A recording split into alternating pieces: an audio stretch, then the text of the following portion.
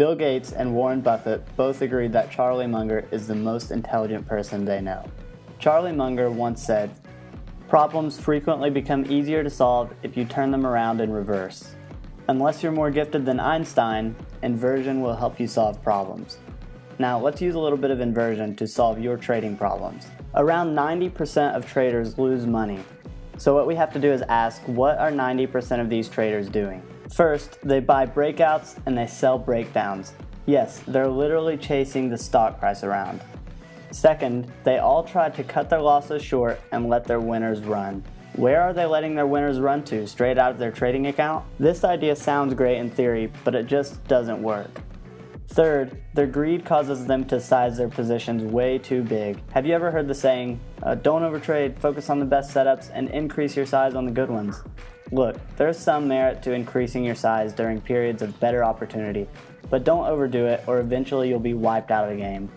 Number 4, they are afraid of reducing their cost basis because they might be capping their potential profits. For example, selling a covered call reduces your cost basis but caps your potential gains.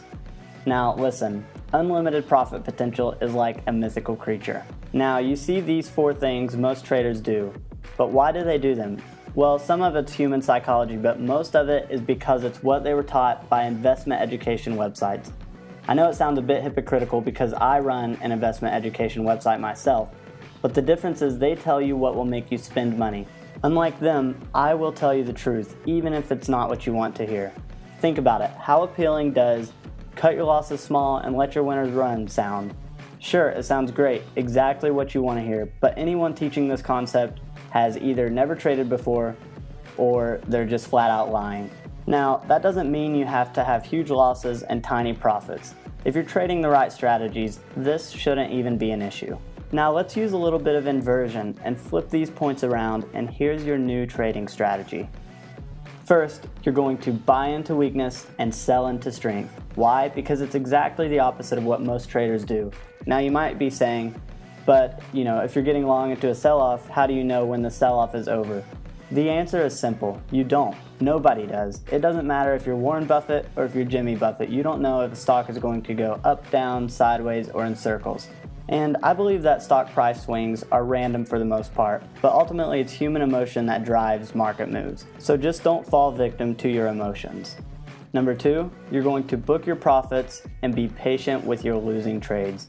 With a high probability trading strategy, almost all losing trades will become a winning trade at some point if you hang in there. If you're cutting your losses small, you're going to choke out a lot of good trades. And if you're trying to let your winners run, you're going to be very disappointed when your winners just don't freaking run like they're supposed to. Number 3, you're going to keep your position sizes small. It will allow you to make decisions based on logic rather than emotion. The only way to be patient with positions is if you're sizing your positions correctly. If they are too big, then the day-to-day fluctuations in your account balance will cause you to make bad decisions and acquire gray hair at a very young age. And lastly, you're going to reduce your cost basis by placing trades with a defined profit strategy. These are strategies with limited profit potential, but they have a very high probability of success. And listen, if you're buying options, you're doing the exact opposite of reducing your cost basis. Consistently reducing your cost basis will pay you far more than that one home run that you might hit. If you swing for the fence, you're probably going to strike out. Raking in small profits over and over again is where you'll hit a grand slam.